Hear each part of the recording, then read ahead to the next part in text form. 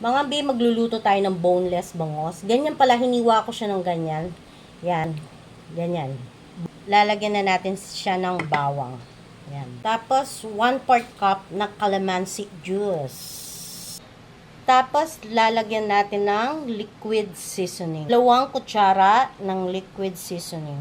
2 kutsara ng patis. Tapos, lalagyan natin ng pamintang durog.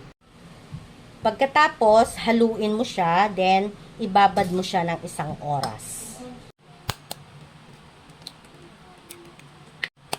2 itlog lang mga bi. 4 na kutsarang flour. 1, 2, 4. Tapos, hahaluan natin siya binang crispy fry. Lang natin mga bi, haluin lang. Tapos, ihanda natin ang breadcrumbs. Makalipas ng 1 oras. Ngayon, nababad na natin ng 1 oras to. Ilalagay na natin sa harina, sa flour. Yan. Malinis po ang kamay ko Pagkatapos nating ilagay sa harina, lalagay natin sa itlog. Ibababad natin sa itlog.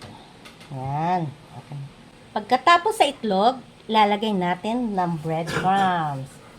Ulitin lang natin yung proseso kanina. Ilagay sa harina. Pagkatapos, ilagay sa itlog. Yan. Paulit-ulit lang hanggat maubos yung bangus na binabad mo. Yan. Lalagyan na naman natin ng breadcrumbs. Paulit-ulit lang mga bi hanggang maubos yung bangus. Okay mga bi? Mga bi, ganyan siya. Pag natapos, ngayon, magpiprito na tayo mga bi. Maglalagay na tayo insan ng mantika insan. Ngayon, be, mainit na yung mantika, di ba? So, ipiprito na natin yung bangus. Ang bango-bango, be.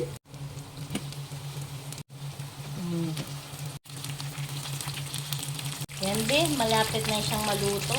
Ang sarap, ang bango. Luto na siya. Lalagay na natin siya. Yan. Ng sausawan. Mayonnaise lang to, be, plain. Lalagyan natin ng konting bawang. Pepper,